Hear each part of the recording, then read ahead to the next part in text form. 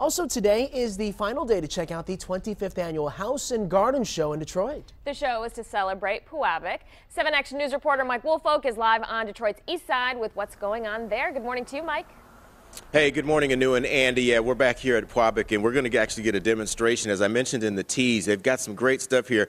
They've got this city map of downtown, which is a new design from last year. Kevin Kwiatkowski, you are one of the press technicians here. Walk us through how we get to this finished product. Well, first we have to have a design that we want to go after, and we chose the design Detroit map for this example. We start with metal plate, then we make a mold of metal plate. And then once the mold is made, we can start doing the tile pressing process. And then we biscuit, then we glaze it, and fire it again, and that's the final product. You get the final product. Now you've got set up here where you've got the hunk of clay, I should say, in the mold. And so what's going to happen here?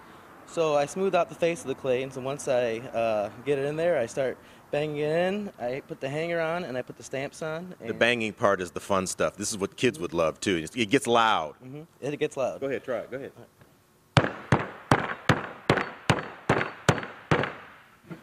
I like it. And you can see it, the softness, you can see it kind of going in. And then, of course, you end up with this, which you let sit for how long? It sits about for 15 to 20 minutes, depending on the mold and also humidity. Okay. So it all depends on humidity and how dry the mold is. And then you're able to kind of pop it out of the mold and then put it in the oven to bake. Yep, I pop out of the mold, let it dry for a couple days, and I can put it in the kiln to fire. All right. And then, of course, as you can see, a lot of this he was telling me is hand done, particularly like this one. When you have different colorings in here, they go in and they sort of hand do the coloring and they glaze it. This one as well, they go in and glaze. And you were saying to get the raw clay on the edges, they scrape some of the glaze off. Yep, they take a knife and they scrape all the glaze off, so it just takes a little bit extra time and get that effect with the bare clay and the color. And that's pretty much the same process they use on a lot of this stuff.